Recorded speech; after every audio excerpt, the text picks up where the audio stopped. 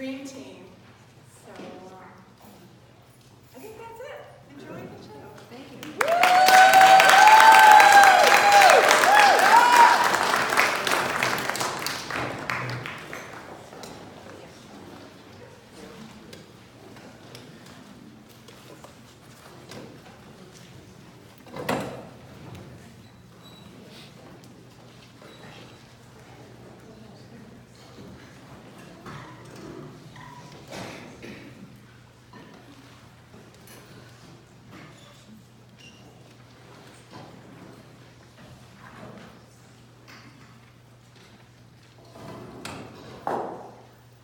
By famously appropriating a line from Arthur O'Shaughnessy's ode, Willie says to Veruca Salt, "We are music makers.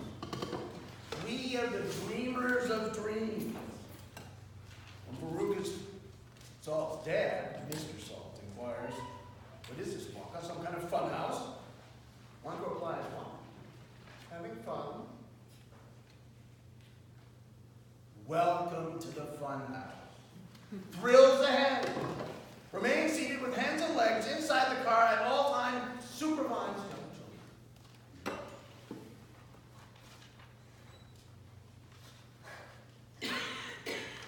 Remember those turn-of-the-century kinetoscopes? Those old-fashioned photo machines? No? Well, my friend sent me this video of her grandson, and you have to watch it on this antique device. The scene takes place in a lagoon, a cave with a chute-like tunnel. A baby toddles into view wearing a toga, like a baby Moses. And for a split second, he pauses, and a ray of light shines on him. Then back he walks through the murky cave. Is that it? Should I stop the video? My friend told me not to post it, not to forward. Still, I save it. Why? To rewatch it? But wait, the video keeps going. The next scene continues from the intro. The film quality is turkey-jerky. The tot slides down the chute like a well and into another dark, wet cave, travels a short distance like an amusement park ride, the spooky house, zips through a dim expanse of maybe 10 feet. Another light hits as he enters or exits the cave. It's complicated. We follow him from what seems like start to finish, only at the end do I realize the movie ran in reverse. So the end was indeed his entrance. There he is again, radiant, illuminated. I see it now, as he travels across the short pool and up through the tunnel chute and into the upper lagoon.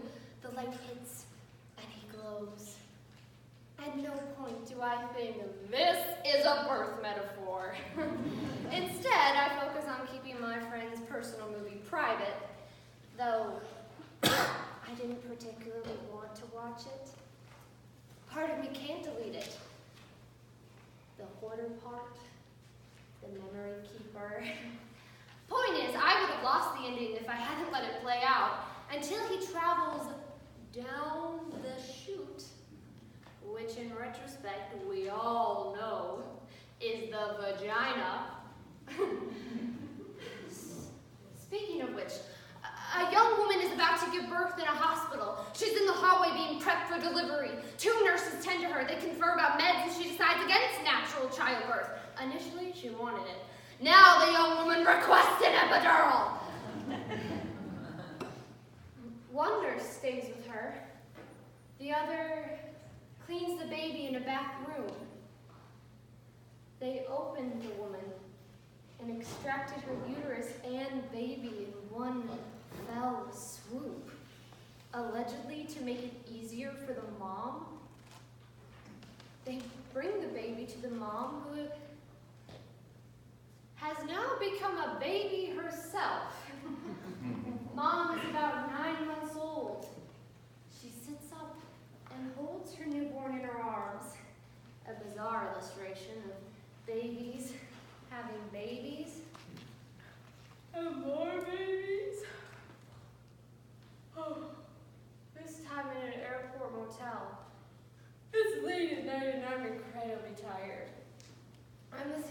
on tape, almost asleep. Someone enters my room. Maybe my husband Joe? His talking disturbs me. Not only can't I fall asleep, but now I miss my story too. He's gone in a blink. Probably best to leave me alone when I'm annoyed. Back in my room, I discover 3 babies. Triplets. They must be my middle daughter Susie's, yet somehow they're my responsibility. They're all in sleepers. Cute. Cozy. We shuffle down a corridor, and I try to find a cart that accommodates all 3 kiddos. It's a struggle, plus I'm exhausted. Is there a babysitting service where I can drop them off? I need to sleep. Will gladly pay. But will I be reported to Child Protective? Will they take the tots away if I put them in care? Back in my room, I discover 4 babies. Triplets. +1. I ask a friend of Susie's to help. Sure, she takes the odd one, as if to return it to airport customer service. Before my visitors arrived, I took a sleeping pill, and now I'm in a fog, half asleep. At the nurse's station, 3 nurses talk on phones. I ask one, what should I do? She says, take pills. I already did. That's the problem. I'm so tired.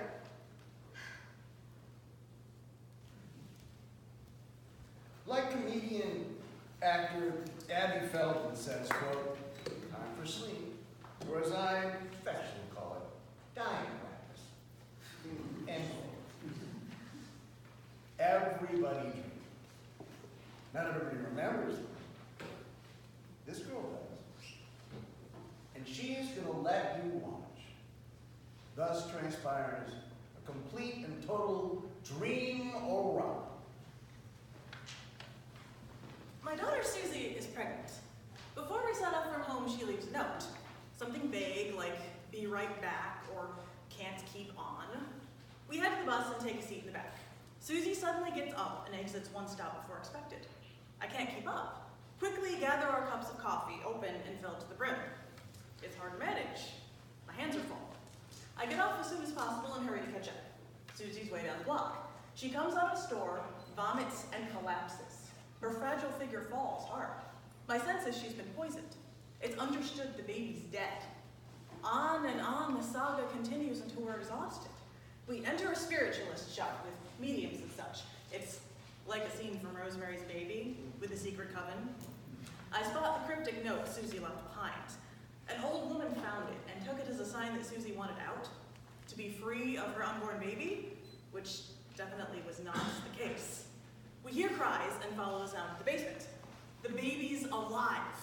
The witch stole it, thinking Susie didn't want it. Now, I see. They drugged her, sped up labor, and delivered the baby.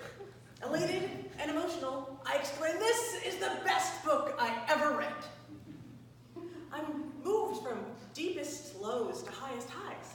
Mentally review my favorite books. Does this beat Middlesex, She's Come Undone, or History of Love? Yes. Yes, it does. A few days later, we see Susie out on the sidewalk. She's holding her newborn wrapped in a receiving blanket. She sets the infant down on the curb and goes inside to browse. My anxiety rises. The baby's gone. Sure enough, when she comes back out, the blanket's empty. It hits me like a wave. Another horrific low. How could she? Now, I hate this book. Worst story ever. It sucked me in with its twists and turns. I'm disappointed in my kid's poor judgment, her shitty lack of foresight. How could she not know? People will think she abandoned her baby. She panics at the sight of the bare blanket. Her baby's gone, for sure. Yet. Again, we hear cries. We follow the sound to another storefront, a baby shelter. A woman shows us a baby with a freakishly large head. Surprisingly, Susie smiles and compliments. She sweetly says, How cute. Out of earshot, she comments on the baby's aquarium-sized head. I correct her. Fishbowl head. Amazingly, we hear her lost baby again.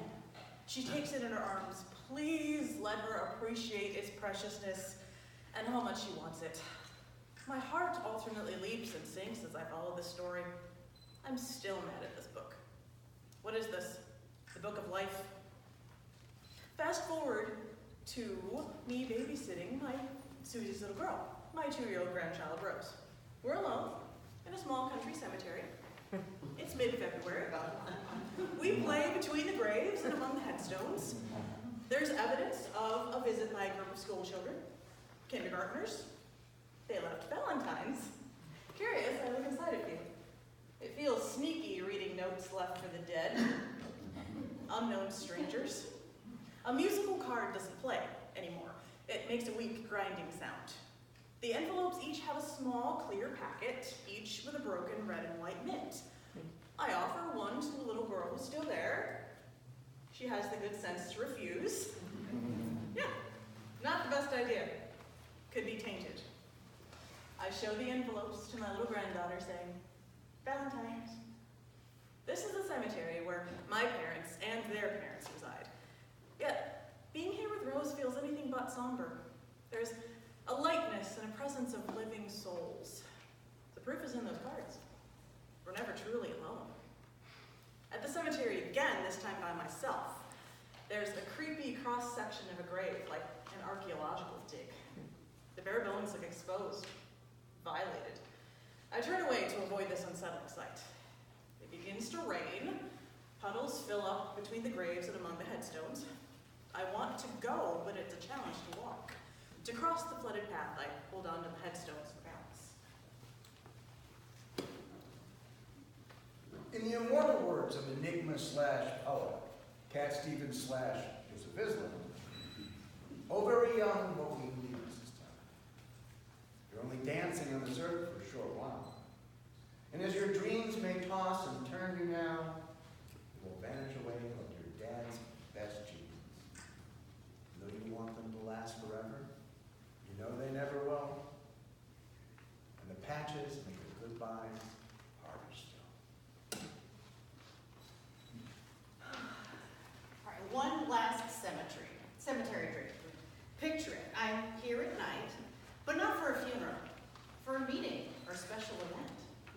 Now, it's a lovely place to walk, except for the uneven ground and the gravestones too close together. They form narrow, irregular pathways, and again, I need to hold on to something for balance. Now, as the ground ahead becomes hilly, a dwelling appears, a mountain with cave-like rooms. This meeting hall springs up out of nowhere. Not sensing danger, I enter. Figure it's a normal public place. It's not. Turns out it's run by a cult. Now, at first, it seems like a fraternal or a religious organization like the Elks Club or LDS. It's not. More like a hail bop end of time sect. An off-the-cuff remark by the leader rattles me. He implies I'm pregnant. He refers to my baby. I'm like, not me. Can't be. Silently adding, too old. Impossible. Evidently not to them. A wave of panic hits me. I mean, what do they know? What did they do? What suggests mind control? Well, I flee as fast as my legs will go, up steps and down exterior stairways, the way I picture Masada. I reach a dead end, turn, change direction. Oh, literally a cliffhanger. Oh, if I stay here, they'll suck me in.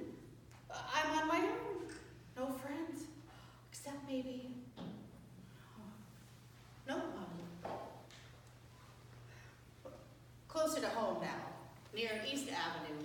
I'm in the basement of a temple with my husband Joe, and we and our girls wait for a wedding to start.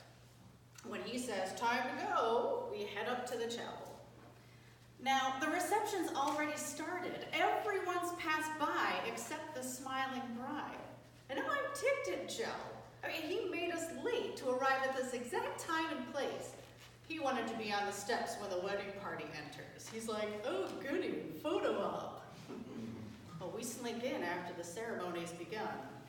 Joe says we only missed the beginning, but I'm mad, because he kept track of time, chose for us to be late, and because I let him. Not long after, I'm in my Park Avenue apartment. Around the corner and across the hall from Joe, we're separated. Now to go upstairs, you must negotiate a steep, narrow staircase. And at the top, you climb up a high-backed chair. Now eventually the chair weakens and cracks. And the descent is treacherous. It's like I don't remember how to use stairs. The concept of steps is too profound for me to grasp. I have to go downstairs on my butt. A 4-year-old girl sits next to me. She looks up and points at the ceiling trim. She never noticed it before.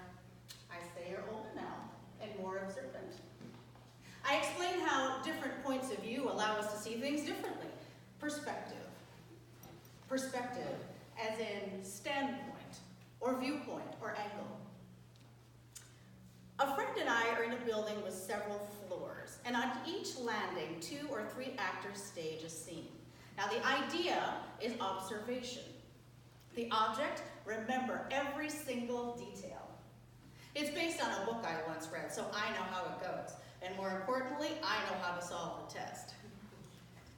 On the top flight, 2 men sit side by side on wooden chairs, old-timey guys like in a Western. We take in details about their clothing, hats, jackets, sleeves. Their cuffs are worn, frayed, maybe bloody. We talk to the performers and ask them questions, and since I know enough about the story, we can advance to the next level, but it's very, very nerve-wracking. Another landing, another scene and test. A young couple and his mom are in a kitchen. Now I know the young woman will drop a plate on purpose. Another plate falls and shatters. I predict ahead that dishes will break. Object is to predict what will happen next. You prove yourself, you move on. Now there's a large sign on the wall, like a drug company calendar with a small center square. An ad for meds with an unpronounceable name. The pattern resembles a swastika. I ask the actors what they think it looks like. After all, the object of the game is to notice things, to anticipate what might be relevant. If you predict what will be, you advance to the next level, but avoid consequences. You need a leg up in the game of life. Sage advice. We're addicted to our stories. Captivated by the parade of thoughts and illusions, lean in the direction of your dreams. Clarity will unfold. As the Hasidic Rabbi Nachman of Breslov said, the whole world is a very narrow bridge. The important thing is not to be afraid. And in the wise words of author John Steinbeck, a journey is like a marriage. A certain way to be wrong is to think you can control it. The bickering Bickersons are back. Joe and I are stuck together in a car near Syracuse. Not your ideal situation. Joe is driving and I'm in the passenger seat. A female acquaintance sits in the back. We barely know her. Most likely she's from the area. As we pass landmarks and spots, we ask her, what's this spot? What's that building? Many of the buildings have similar elements. Huge, impressive, distinctive, and abandoned. They range from elaborate eateries to gilded 19th century banks, all vacant. I spot a sign for a palatial restaurant. Let's stop! But no, that's closed too. Permanently. We drive past another ghost building with Greek columns all caps, Rush. I asked our passenger if this is the same family as U of R President Rush Reese. Wait, wasn't Rush his first name? Maybe it's a family name. Maybe Rush, New York was named after them. As I contemplate the word Rush, I begin to wonder, why did this once glorious town fall from grace? And is Rush a message about slowing down? We continue from city to countryside, then onto a lakeside road which leads to a lift bridge. Instead of going with the flow of traffic, Joe pulls over. He waits and watches how the bridge works. It's not your typical lift bridge. It's more weird contraption with occasionally gondola. I'm impatient. Let's just get this over with. It's lifelong phobia about bridges. As a kid, I would hold my breath as my dad, always dad, drove over them. I'd envision myself falling through space as the bridge opened. Still afraid, but I force myself to suspend fear. Wait, I just realized that another name for this dreaded device is a suspension bridge. So we get out and we walk to the bridge. We start climbing up these steep, perilous metal steps. As normal, I want to hold on to something, someone. The railing has open gaps and spaces that I could fall through so quickly I get into the lift's metal basket. Joe and our guide sit opposite me. I begin to worry if we're balanced, if our weight is equally distributed. But if they come and sit on my side, will it throw off our equilibrium? A difficult proposition, like the riddle of the farmer, the fox, and the chicken. I don't want to be alone, but I don't want to crash to a watery death. What to do? Get out and get back in the car. Okay, this time I'm taking the wheel. Joe and the gal are gone. Bye-bye. I continue on the road, and it leads to a pond and open water. What is that? Sea? Fortunately, my car becomes amphibious. Though there is no contact of tires to the ground, I still have control. Very good. Outside my window, I spot this tall, wild-haired teen waist deep in water. There's something menacing about him, a deliverance vibe. Something about him says that he could turn on me, shoot me, or push me off course into the lake. Despite his threatening presence, I smile at him, and he smiles back. Deep dives into the water and swims towards the sea. Whew. I continue on, and sooner or later I reach land. My tires hit the ground like at the end of a car wash. Back in control and on dry land. But are we ever really in control? Where to start? Sitting on the living room floor with a fat, naked baby in my lap. Her mother sits nearby in a chair, and there are other people around, but somehow I'm the one holding the naked tot. And then she pees. Quite a bit. We sit in this puddle of pee. It's not wet or hot, but it's very, very wet. I ask someone, anyone, for paper towels. Nothing. Ask again. No.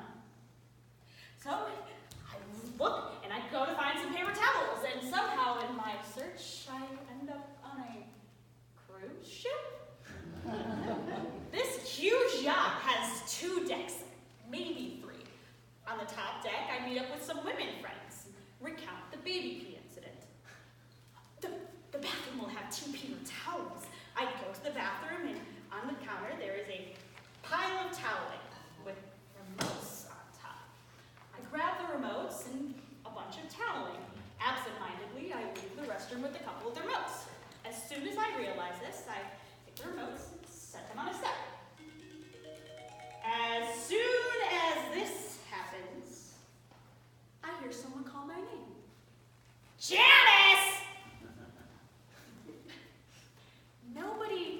me Janice. Only Jan. She starts scolding me for stealing the remotes. Indignantly, I cried, Jesus Christ. So I meet up with my women friends again and tell them about the nerve of that biatch. Sure enough, there she is, right behind me, caught again. Ah, the madness of dreams. Blame the part of your brain that registers emotions, lays down memories, is abnormally sensitive to dopamine, and is activated in REM sleep. My amygdala made me do it. The aptly named humanist writer, William Bridges, described change as external and transition as internal. Referring to the psychological process of adapting, he said, it isn't the changes that do it, it's the transitions. I jumped ship and escaped to a warm, sunny beach. By the ocean, people lie on these weird chaise lounges with these weird headrests. Saucer-shaped, donut-shaped rings of natural stone. It's a clever idea. So I root in the sand, dig holes by the sea to try and find one for myself. But whatever shows up is not quite right. Too short, too small, not quite wide enough. What are they? Shells? Rocks? Pieces of conduit? They look like vertebrae from giant sea mammals.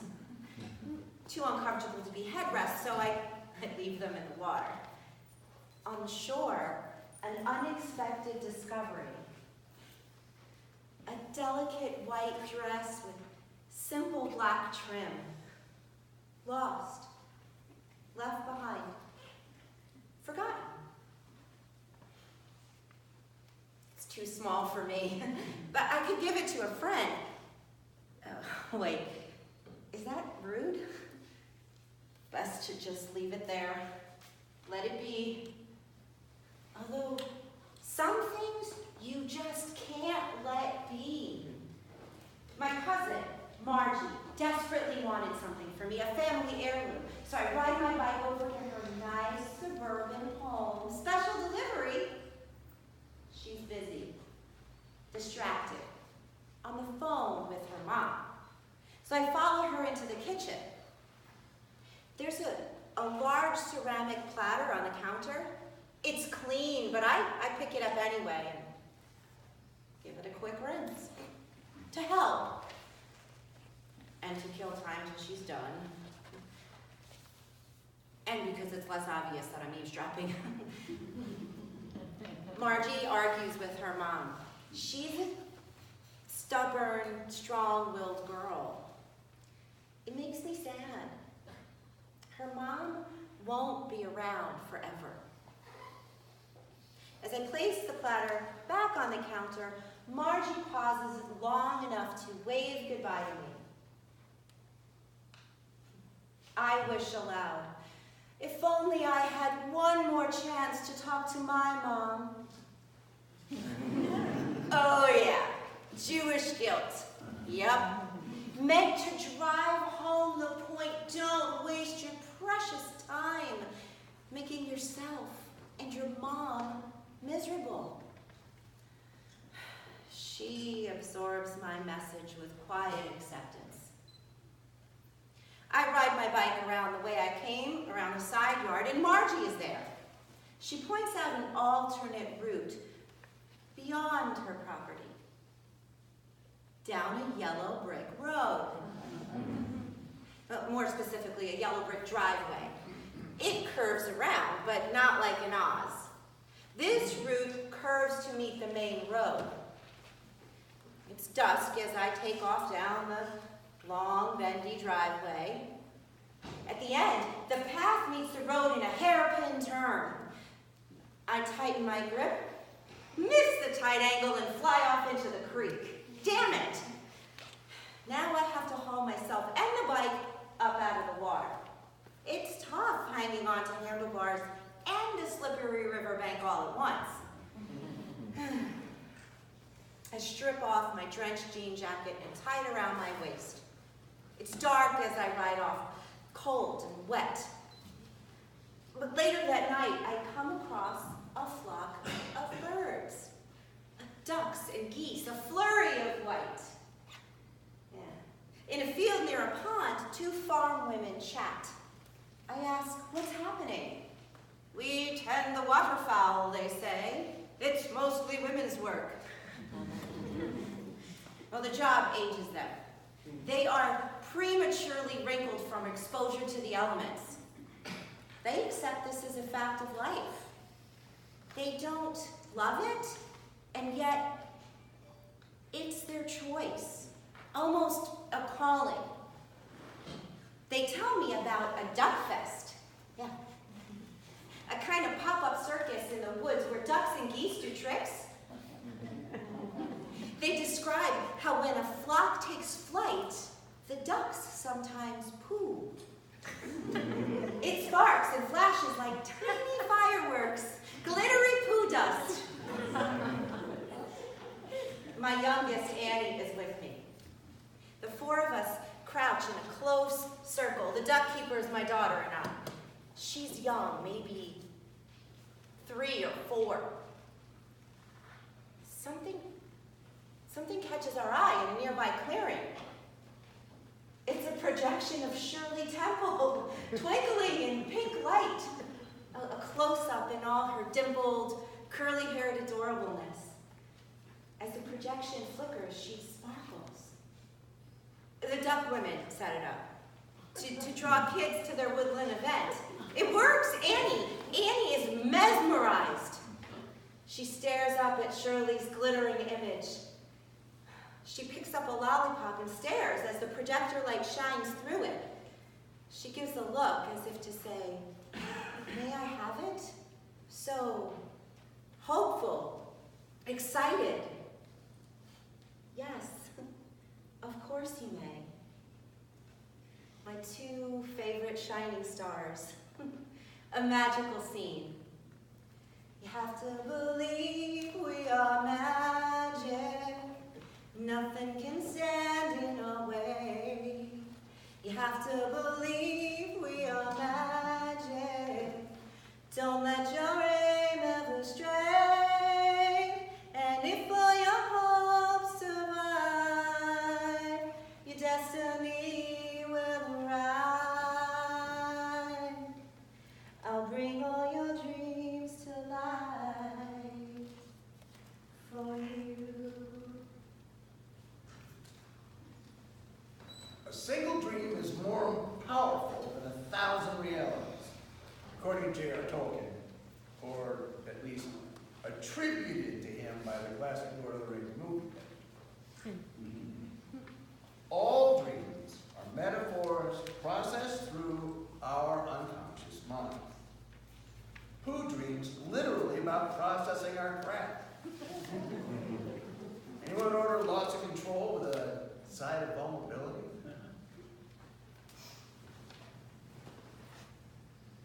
Four-year-old Annie's still with me here in the house I grew up in. We're inside chatting with friends.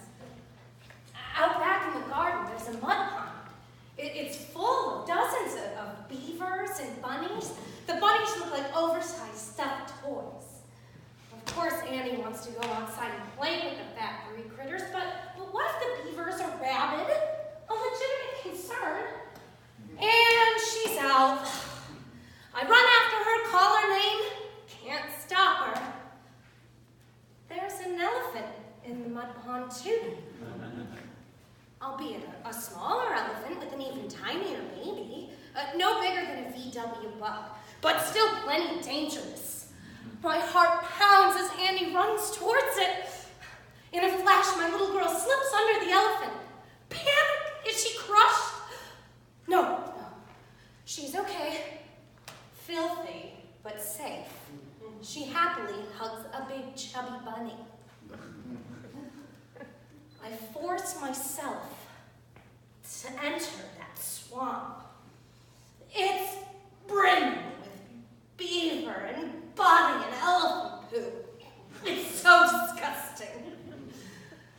Beneath the surface is a level of pebbles and grit. It can't be avoided. But I go in for her, for my little one. I wouldn't do this for anyone else, I say aloud. Another mother's in the muck with her young daughter. She mouths in agreement. I know. We hate being in there, touching the poo, but we do it for our kids. No mud, no lotus. From poo to pool. Next scene is a posh VIP fundraiser. I'm in a huge swimming pool where 2 celebrity MCs host the show. A friend with connections got us in. It's a very big deal, very luxe, very she. It's exciting to be on the inside, to take in the action up close. The MCs are 2 average white guy talk show hosts. The husky one has a mustache. Not a hipster one, but more like Oliver Hardy or Hitler. It's all I can focus on. So distracting. I mean, what was he thinking? My friend and I joined a group of water walkers. As we race past an older woman, she remarks, "Big tush." Was she talking to me? With self-deprecating humor meant to shame her, I say, "Jewish, I own my big butt." "Please don't," she says. Either offended that I called her a Jew or sorry to have hurt me, I can't tell. Safe to say, my attempt at humor bombed. I leave the pool and I walk down a crumbly concrete hallway. Debris sticks to the soles of my bare feet. It feels like finely ground glass or grit. I have this overpowering urge to wash my feet. As I fill a bathroom sink up with water, a man enters. Oh, hello.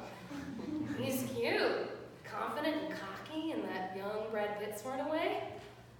He informs me he has to poo.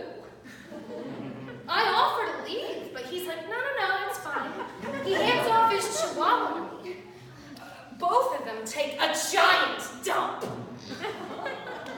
He sits on the toilet and announces his business.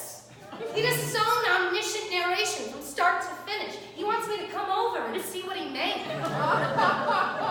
I quip, unless it's over the top of the bowl, it's not worth looking. He wipes with a washcloth and throws it into the sink. Oh, what a pig. Arrogant. Maybe simply comfortable with himself. He smiles as he goes on his way. Safe to say, he did not wash his hands. I leave the cold tile pool, the calm of nature, alleged calm. In the park, a baby squirrel runs at me. He leaps under my skirt and latches his teeth onto my crotch. I get beyond startled and ow. It's more terrifying than it is painful. I worry, like those beavers in the mud. What if he's rabid? I can't yank him off, so I blurt out, "A baby squirrel's biting my pussy!" I know, not a PC word, but it's effing descriptive and it gets the point across. I tug that little sucker off and I throw him to the ground.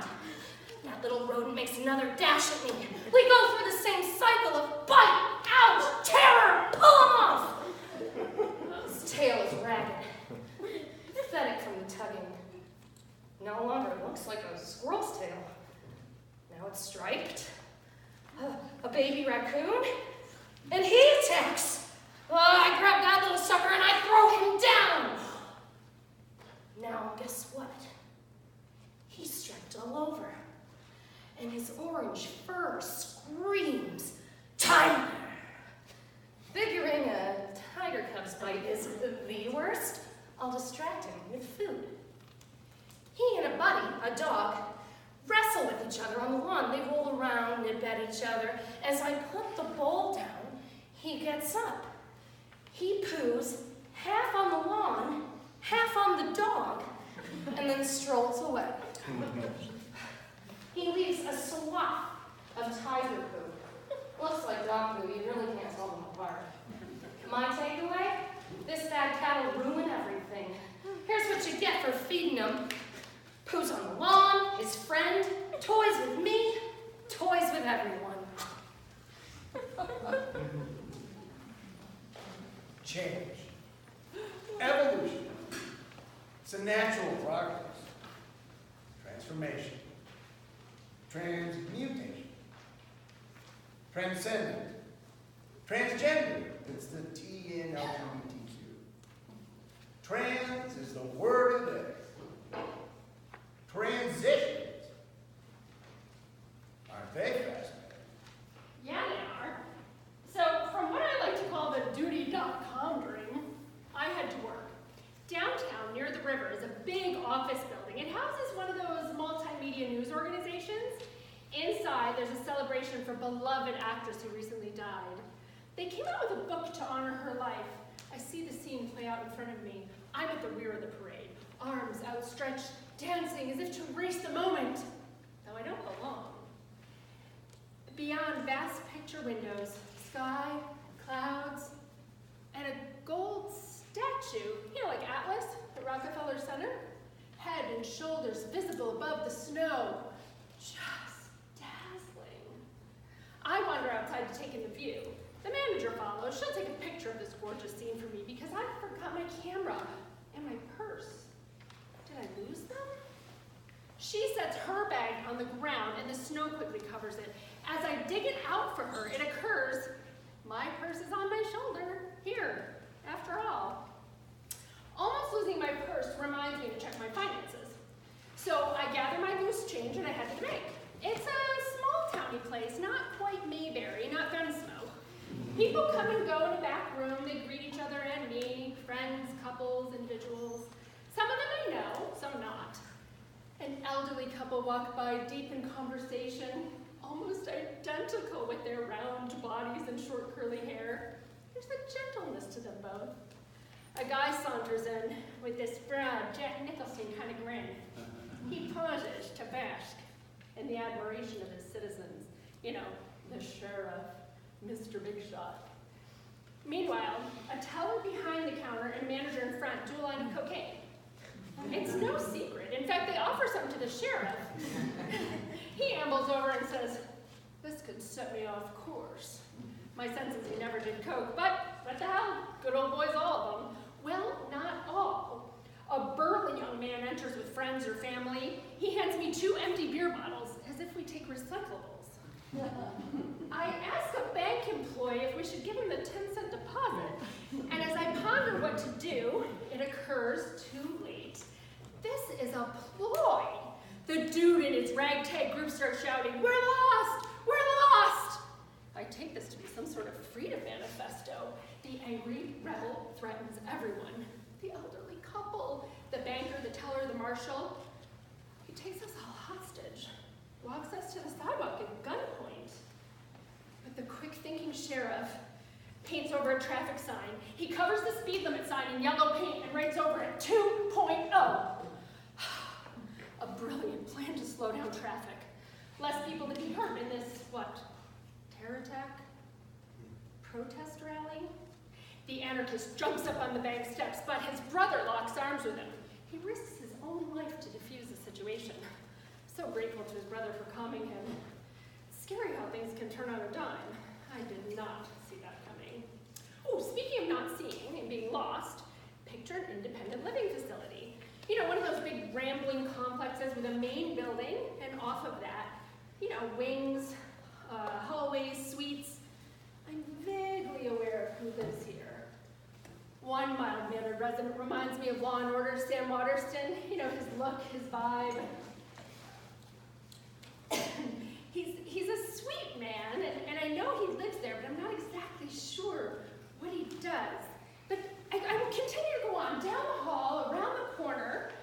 the main dining room.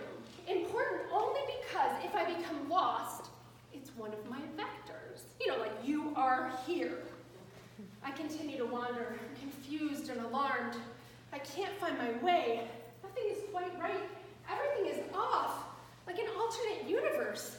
Up and down hallways, past almost familiar places. I'm still lost. Nothing is right.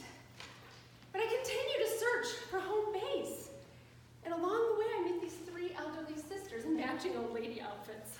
They're bubbly, although their mother just died. They hurry down the hall to sit Shiva. Friends, family, and residents gathered in this big, sunny room. Some teens lounge in chairs and play on their phones. You know, life goes on. The wide window view is panoramic. Sky, clouds, river, rocky shore, and giant turtles. Still I search, seek, and I ask, where am I? A stranger asks, do you know where you are? Yes, I'm on the point. And I nod in the direction of an elevation with water on either side. And he says, do you know which side of the point? Yes! I resent him doubting me. Then he says, did you see the giant turtles? So I said, yes, I saw the giant turtles. They're the size of a sofa. And look, they're mating. Oh, I keep wandering. My room is still missing. Then quiet, gray-haired Sam recognizes me. He asks if he can show me the way. We go down the hall to the dining hall I thought was nearby, but Sam leads me to the other side of a barrier. It's this 30-foot-long folding screen. It was always there, but never open. It forms a parallel hallway that Sam calls the boulevard. So there you go. Simple as one change. Expand a divider and hide a doorway. Perspective again.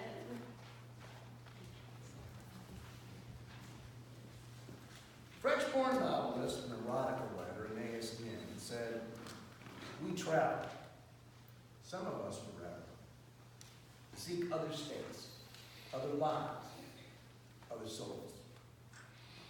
Borrowing from the Babylonian Talmud, Nin also noticed, we don't see things as they are. We see things as we are. Whew. What a relief to leave that senior facility. I rushed down the crowded hallway to the elevator, pushed through the mob, arm race. Wait, hold the doors. The pack enters. I step back as the car quickly fills. A well-dressed 30-something guy seems upset.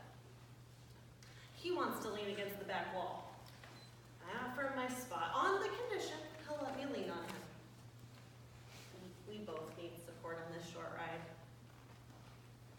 Everyone in the elevator is carrying a towel. Oh, I seem to have one too.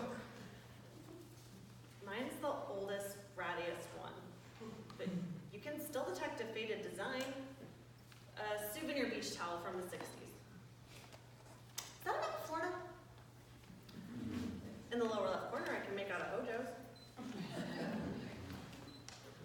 The writers notice my ancient towel. I say it was my grandpa's.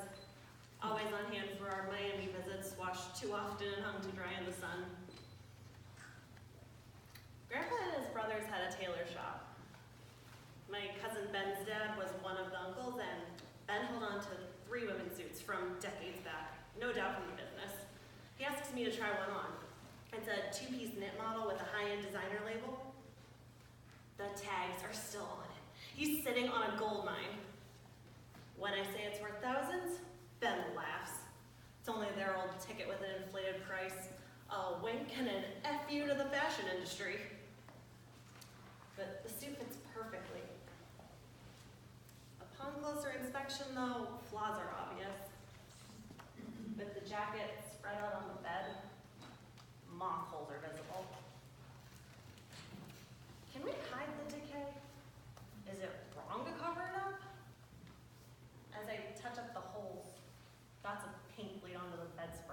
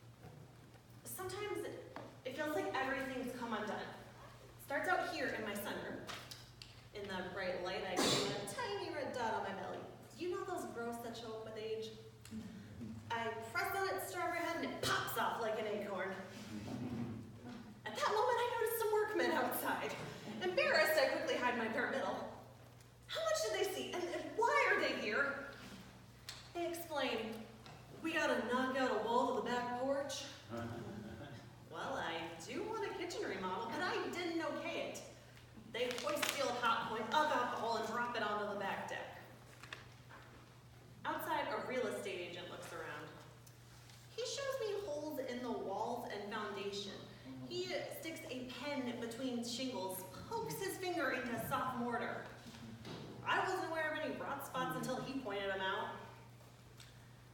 Now I'm worried if rodents or mice can get in, or if they already are.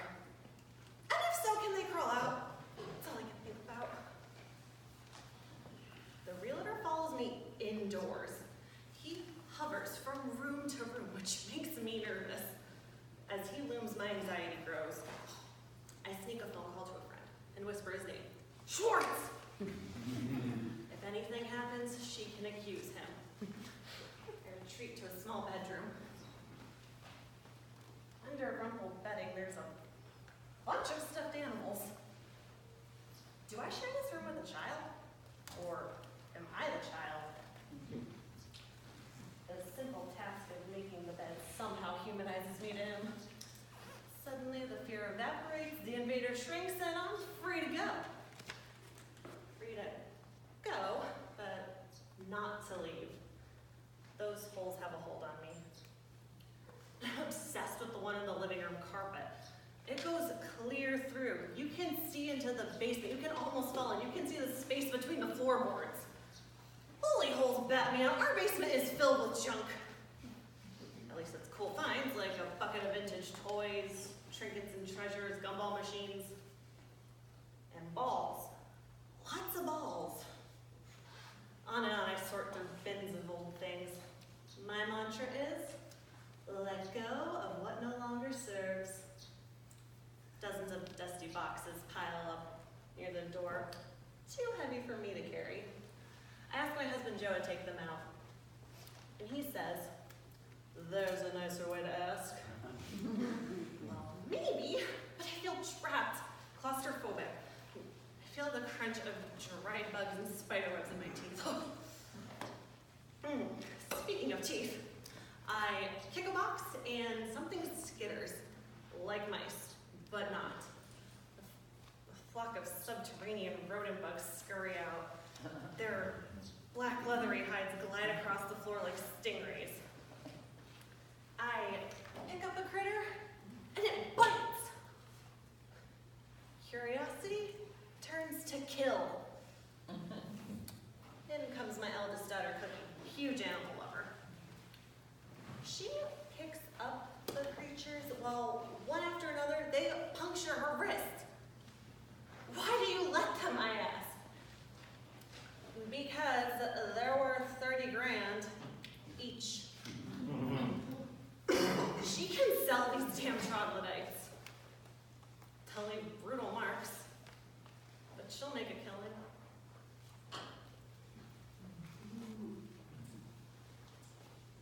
Clearly, dreams provided inspiration for Duffer Brothers' Netflix show, Stranger Things. Their plot lines included primordial ooze, ectoplasmic lizards, and astral projection, interdimensional passageways, echo twilights, classic Twilight Zone episodes. We glimpse our own reality in a realm of dreams. Flashback to that gross basement infestation. My son-in-law, Steve, sets up a massive insect bomb. It's overkill. The fumes are deadly. Oh, we survive. But there's a pervasive sense of danger to our family. I sweep up in the corner of the dining room. The wood floor has a thin layer of dust and grime. I scratch at the stubborn schmutz with my broom. In the wall above the sideboard, a few small holes. I peer into the darkness beyond the wall. My sense is there's a presence behind the wall, in the space, the gap. A living, sentient soul, a higher evolved being. This spirit sees and knows. He asks me, do you know how? I interpret this to mean, do you know how to achieve a spiritual state of loving kindness? To let go, to float in a Zen-like state. No, I don't. Not yet, but Annie does.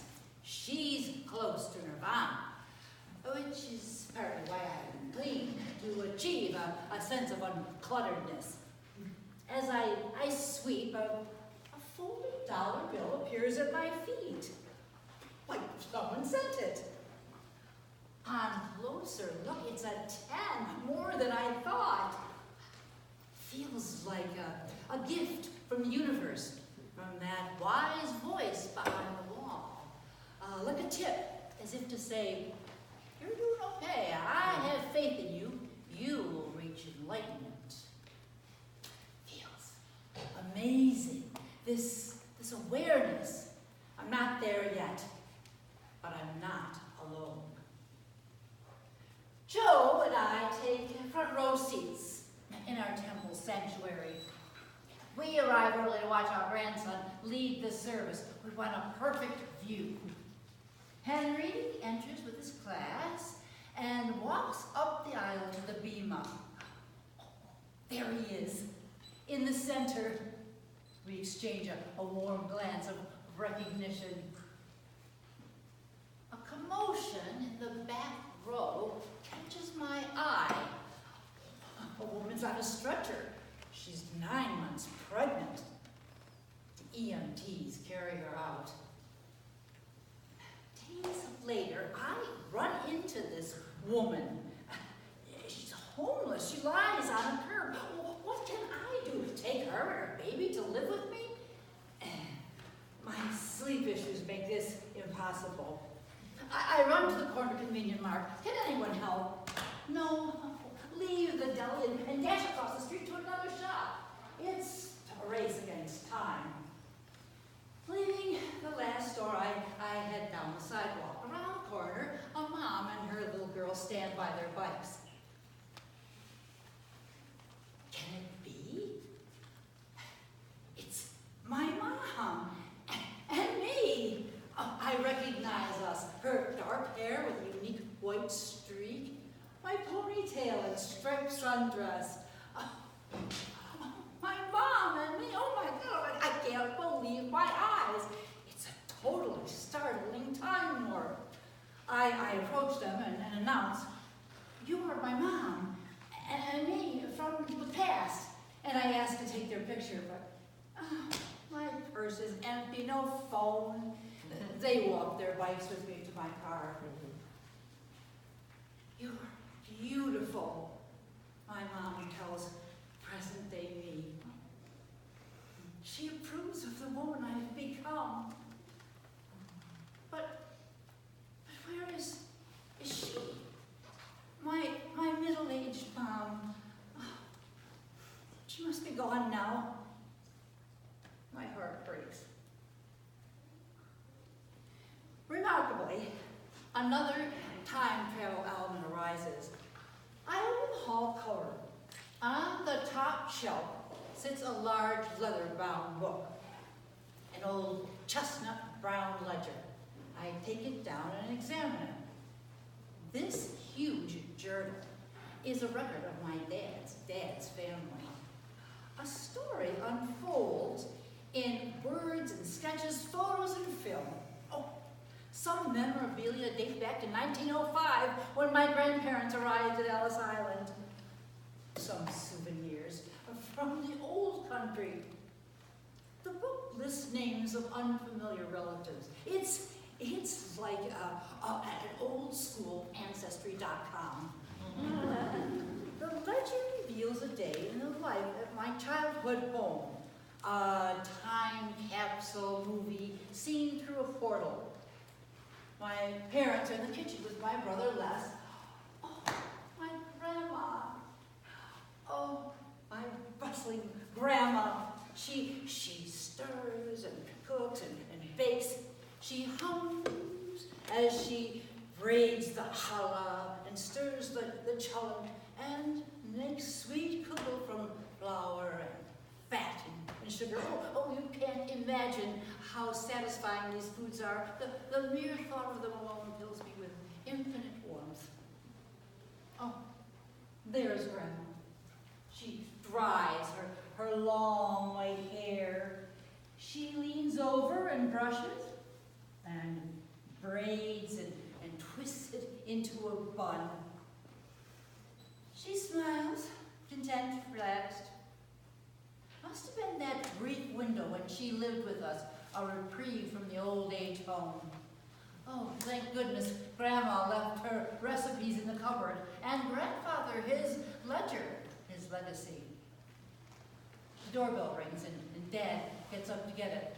Oh, I barely recognize him. He's so young, pale and hearty. Dad? He turns toward invisible me and smiles and continues to the door. Does he see me? Sense me? Do any of them? Doesn't matter. Everything matters. Like this metaphor soup you serve up every night. Dreams, memories, perception. The title of Carl Jung's biography could be your own. Or your baby boomer sensibility. How about Crosby, Stills, Nash, and another Jung, anthem Woodstock? We're stardust. We are golden. We've got to get ourselves back to the garden.